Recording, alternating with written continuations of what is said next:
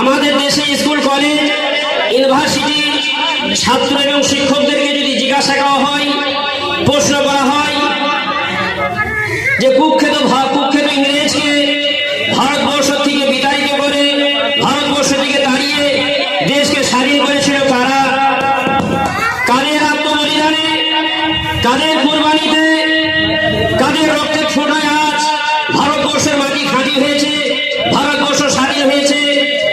তো সম্মানীয় ভাইরা, সকলে এক বাক্যে উত্তর দেবেন।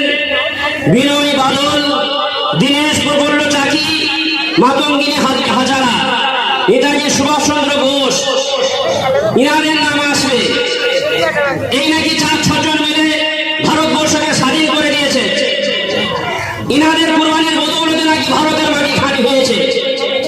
সম্মানীয় শ্রদ্ধেয় ভাতৃবৃন্দ, আমি দায়িত্ব সহকারে বলতে চাই,